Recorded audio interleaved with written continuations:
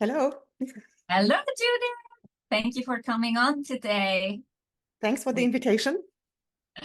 So you have a great story for someone who has been working long hours as a contractor, freelancer, and, basically selling your time and turning it into value instead. So take us back to the time where you were working in advertising agencies. Yes, I was a copywriter, like I was a freelancer, and I had like a huge network of advertising agencies I was working for, but I was very shy to raise my prices. So I worked a lot, but not for so much money, and I had quite a burnout. And then I had my third child. I was on parental leave. And during this time, when the time was approaching, when this parental leave was ending, I was asking myself the big questions like, where is my business heading? Do I have a future as a copywriter selling my time for money? Because I had 3 children and they were all small. They were still in kindergarten. And so like, how could I like have a business that really could feed my family? And my husband at the time was a student, so I was the breadwinner of the family. And this was a really like difficult situation for me because I felt that the advertising agencies didn't book me anymore as much as earlier, because I think, like, they never said this to me, but I think that they thought, oh, she has 3 children, no, we cannot book her as a freelancer, because if the children get sick, what do we do if she cannot finish this project? So I was in a really difficult situation back then. Yeah. They probably thought, oh, she's not reliable. Yes. Yeah. So did you then think of online business as an option, or how did that come about? It's so funny, like in hindsight, like, because I was working a lot for online agencies, but I myself had, like, it never occurred to me, this idea that I could start an online business. This was like, this is not for me. I felt like this is something that agencies do. You have to have like a certain size to have an online business, but I was so wrong. So yeah, I didn't start, I didn't plan to start an online business. I just knew that I have to change something, but I didn't know exactly what. So I was looking for the way back then. And then how did that then happen that you actually got the idea? Yeah, so I don't know. It's like, it's just like it happened. I know, like, back then when I booked SOMBA, Kickstart was not hard yet. No, So not yet. I think I might be one of the reasons that Kickstart got created, because I didn't take action. So like I had, like, I did everything, like I did I asked, like, Umfrage, I don't know, like I made the surveys and everything, but I was so hesitant to create a real online course, like by myself in my own pace. And I was like when I booked SOMBA, I was looking for a new way, for a solution, for something. I didn't have an online course in my mind yet. But then when you came with the very first Kickstart, I knew immediately, I felt like my hair on, like, oh, something, this is something I have to do. I had no idea what my course could be about. Like, I was a copywriter and I thought, like, can I teach copywriting? Am I good enough? I don't know. But then you were like so motivating. And I created this idea while I was nursing my third child in bed. I created, like, with my smartphone, this idea to create my very first 4-week copywriting online course. And this was like the beginning of everything, like of my new life as an online business entrepreneur. And this has changed everything from then on in my life. Yeah, I remember you joined SOMBA probably in January 2018. Yes. And I still had a program where I was just teaching people everything about online business. But I realized in the spring of 2018 that people were not taking action. And Judith was probably one of them.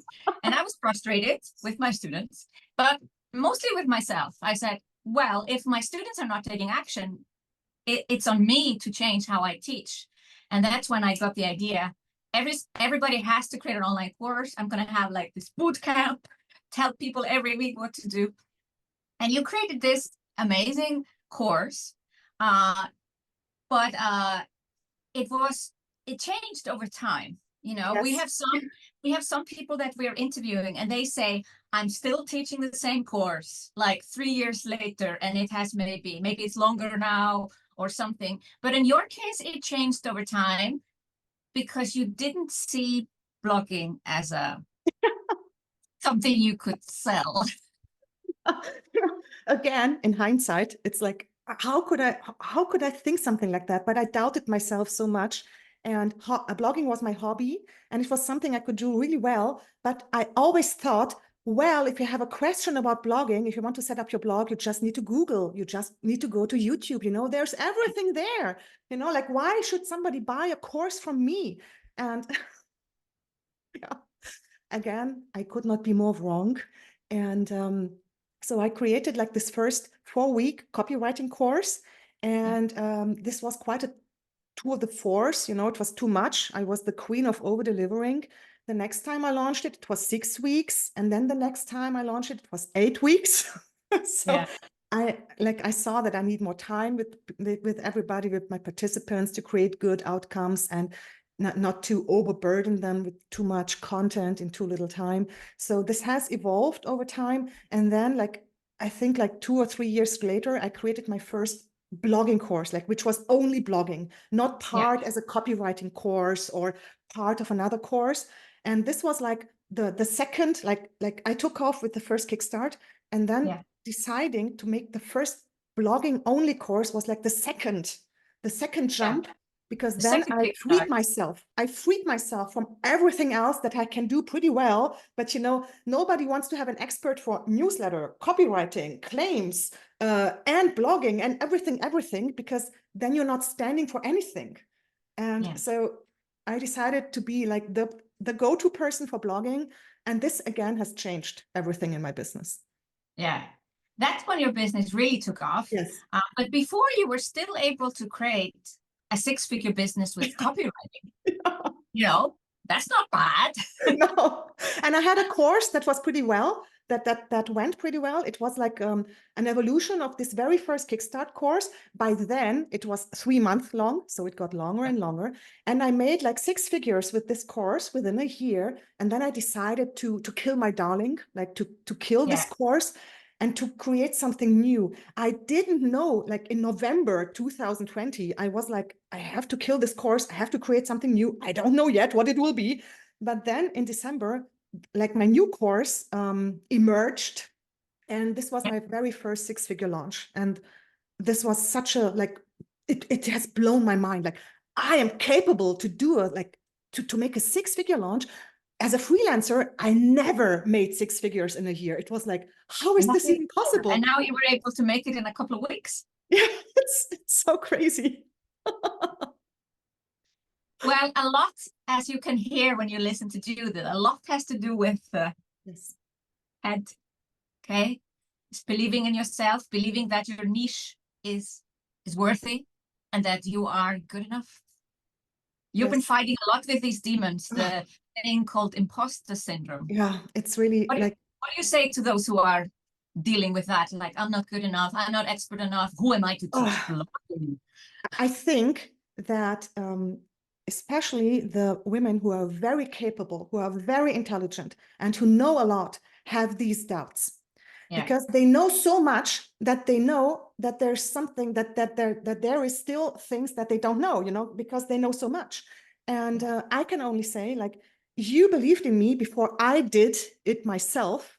And this has changed my life and my business, because I was so full of fears and of this imposter syndrome and of all these doubts. And I knew I was a good copywriter, and, you know, I have so many awards won and everything. And I still had this imposter syndrome. And I still felt like I cannot teach anybody because, you know, I didn't learn teaching, or I didn't study whatever. And I didn't study copywriting, you know, I'm like a self-taught award-winning copywriter. So who am I to teach blogging? You know, you cannot learn blogging at a university. But still, everybody here who has this imposter syndrome, I think they are like so like awesome and so capable, and they are blocking themselves. They have this huge mindset blog, and you just need to overcome this, and then everything is possible. And if I say this, I am the queen of imposter syndrome. I know it's possible to overcome these fears because I fight it, like I fought these fears for years, and I know how this feels, but I know we can overcome it. Yeah. It's a very good point that actually the smarter and more intelligent and more knowledgeable you are, the more likely you are is to have this feeling of I'm not good enough, or this is a fluke, or they will find out that I'm not the expert, or there's something that I will not be able to answer in a Q&A call. What do I say then? That was the reason I didn't want to make a group coaching, because I was afraid that I might not answer one question. Yeah. So actually, it is a sign. If you're thinking this, it's actually a sign that you're good enough. Yes, you're super smart. Yeah, it means you're good enough if you're having these doubts, because there are people out there, I'm not going to mention any names, there are people out there that think they are the best thing since sliced bread, and they are maybe less smart or less intelligent because there is so much they don't know. So it's a good sign to actually have these thoughts in a weird way.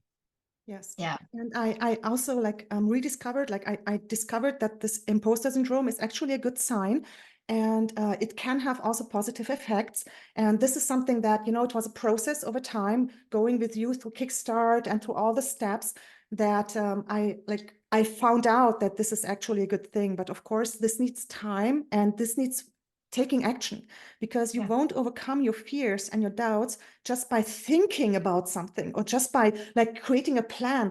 You have to really do it, because then you see, oh, I succeed. Oh, I'm really good at this. Oh, I get good feedback. And this was for me total mind blowing, and a real game changer for me. Yeah. Judith, there is so much to say on this topic. You have used it almost as a part of your business to talk about your fears. Yes. You have a word for it. Yes. It is content angst. Yeah. And I coined this word in 2018 because when I was still a copywriter, I was so hesitant. I was so afraid to blog about my fears, because I thought, oh, what will the advertising agencies say? Will they book a copywriter who has fear, who has imposter syndrome and fears that she might not be good enough for writing great copy? And so, I coined this content angst word. And then so many women, so many people came to me and said, oh, I'm so happy you're writing about this, because now finally I have a word for what is blocking me from becoming visible. And I felt so relieved, because I didn't have to hide anymore. And I always had the feeling that I was cloaked, I was hidden with all my topics, with all my fears. And I learned that it's okay to write about this, and you can be successful even if you have self-doubt, and even if you have imposter syndrome, and it can become part of your success story, because I feel like I have a real success story because I have overcome these fears and these doubts, and because I had some obstacles in my way. And here I am, in a house that I could buy 2019, after the first year of Kickstart. So I could buy this house, and I have so much since then. I have succeeded in so many ways. I didn't believe it's possible. Yeah. And here you are, and you are not necessarily an extrovert, are you? No. No.